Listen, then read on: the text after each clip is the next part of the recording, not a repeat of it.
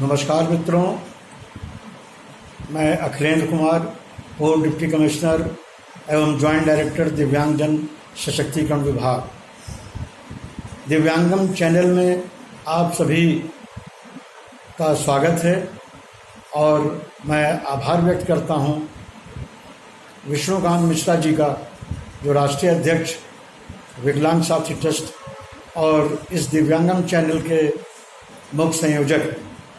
जैसा कि आपको पूर्व में ही विष्णुकांत मिश्रा जी ने बताया था कि प्रत्येक बृहस्पतिवार को दिव्यांगम चैनल में मैं आपसे मुखातिब होऊंगा और आपसे विषयक जो रोचक जानकारियां हैं उन पर चर्चा करूंगा। तो मित्रों, आज हम आगे इस कड़ी में बढ़ते हैं और हम आपके लिए आज लेकर आए हैं विकलांगजन अधिकार अधिनियम। इसमें मैं आपको बताना चाहूँगा कि दिव्यांगजन अधिकार अधिनियम 1995 में 12 दिसंबर को पारित हुआ था हमारे पार्लियामेंट द्वारा और 7 फरवरी 1996 को पूरे भारत में इसको लागू किया गया। तो आपको पता ही है कि दिव्यांगजन अधिकार अधिनियम को लागू हुए 1995 से 2020 आ गया, परंतु इसी बीच ये तय पाया गया कि भारत ने संयुक्त राष्ट्र सम्मेलन में उनके जो तमाम सारे प्रावधान थे उसके लिए अपनी प्रतिबद्धता व्यक्त करी और उसको लागू करने के लिए आश्वासन दिया। उसकी कड़ी में पुनः पार्लियामेंट द्वारा 27 दिसंबर 2016 को पुनः निःशक्त जन अधिकार अधिनियम 2016 के नाम से एक नया एक्ट पास हुआ और 19 अप्रैल 2017 को पूरे भारत में इसको लागू कर दिया। इसी के अनुपालन में उत्तर प्रदेश शासन द्वारा भी इस अधिनियम को पूरे मनोयोग से लागू किया गया और उसके नियमावलियों को बनाकर विभिन्न नियमों को लागू करने के लिए तमाम सारे शासनादेश आदि लागू कर दिए हैं। मैं मित्रों ये बताना चाहता हूँ कि पुराने अधिकार अधिनियम जो आपका दिव्यांगजन अधिकार अधिनियम था 1995 का, और ये जो नया 2016 में right to persons with disability act 2016 जो पारित किया गया है, इसमें क्या मूलभूत अंतर हैं उन पे हम आज चर्चा करेंगे। देखिए, पहला अंतर जो पहले था, पहले अधिनियम में केवल 7 दिव्यांगताएं विकलांगताएं ही चिन्हित की गई थी, जिसमें आप सभी को पता है शारीरिक रूप से दिव्यांग, दृष्टिबाधित दिव्यांग, अल्पदृष्टि दिव्यांग, मूक बधिर या श्रवणबाधित विकलांग दिव्यांग और मानसिक मंदित और मानसिक रोगी से जो पीड़ित दिव्यांग थे तथा कुष्ठ रोग से मुक्त होने वाले ऐसे दिव्यांग को चिन्हित किया गया था, जो 40% की दिव्यांगता की प्रमाणीकरण मुख्य चिकित्सा अधिकारी द्वारा की गई। अब हम जल्दी से आपको बताते हैं कि हमारी जो मुख्य जो विशेषताएं हैं वो ये हैं कि पहले 7 प्रकार की दिव्यांगताएं थीं, अब आज के डेट में 21 प्रकार की दिव्यांगताएं नए अधिनियम में पारित की गई, अर्थात 14 नई जो दिव्यांगताएं लागू कर दी गई हैं। उन 7 के पूर्व के अलावा 21 में से 7 पुरानी और 14 नई। ये 14 जो नई हैं वो क्या हैं उनको हम बताते हैं आपसे। वो ये है कि पहला सेरेब्रल पॉल्सी जो है पहली दिव्यांगता है। दूसरी ड्वार्फिज्म है, बौनापन। पहले बौनापन को नहीं लिया गया था, अब बौनापन भी इसमें आ गया है। Muscular dystrophy, acid attack victim, जो एसिड से अटैक से जो तमाम सारे लोग प्रभावित हो जाते हैं उनको भी दिव्यांगता में ले लिया गया है। Chronic neurological conditions, specific learning disability, autism spectrum order, multiple disabilities बहुविकलांगता, multiple sclerosis, haemophilia, Parkinson disease, thalassaemia, sickle cell disease और स्पीच इम्पेयरमेंट।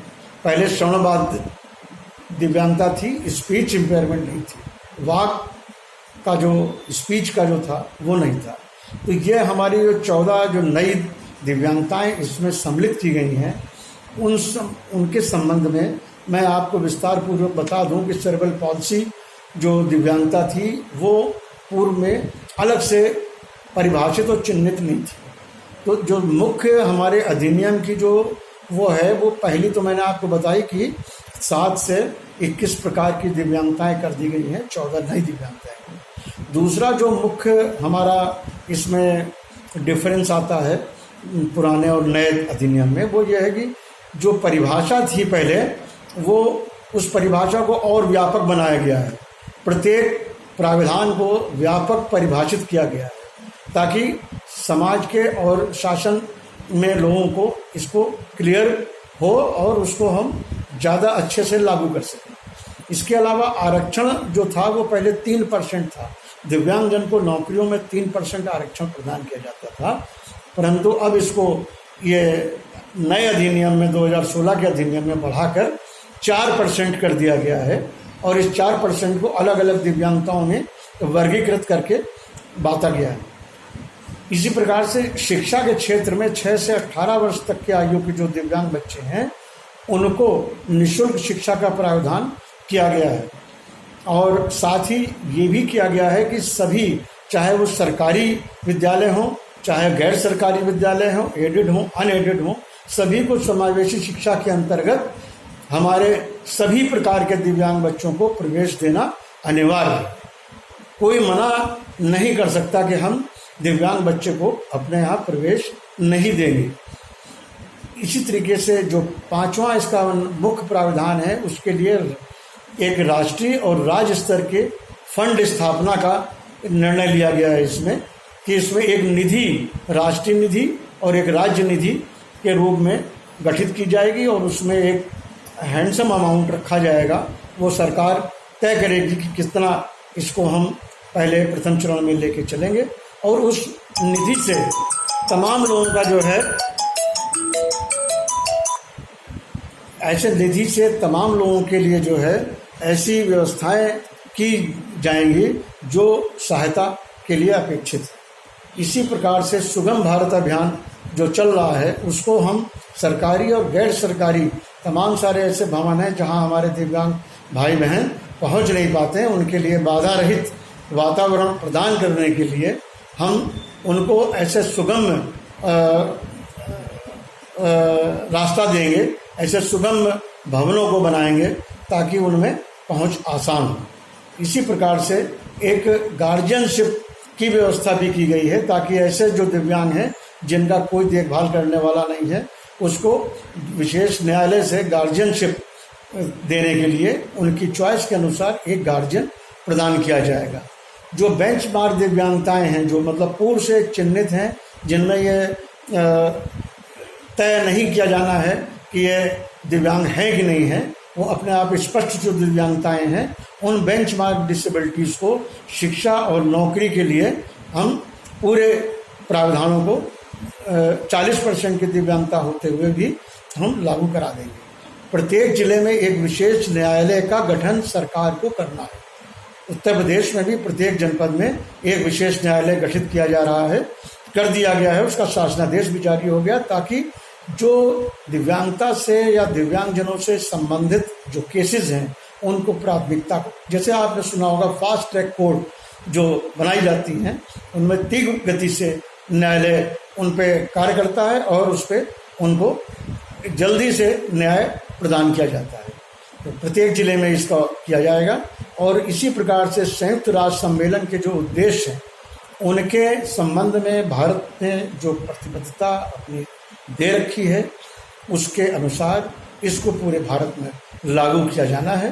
तो ये आज के इस एपिसोड में मित्रों हम आपके समक्ष ये आज पुराना दिव्यांगजन अधिकार अधिनियम 1995 और नया निःशक्त अधिकार अधिनियम 2016 right to person with disabilities के जो मुख्य जो सेलिएंट फीचर थे, जो मुख्य जो बिंदु थे, उनको मैंने आपको अलग अलग डिफरेंस के साथ बताया कि हमें क्या नए प्रावधान मिले। मैं आशा और पूर्ण विश्वास करता हूं कि आपको इस जानकारी से लाभ मिलेगा और आगे पुनः मैं आपके सामने नए एपिसोड में नए विषय के साथ प्रस्तुत होंगे। धन्यवाद, आभार आपका। जय हिंद, जय भारत।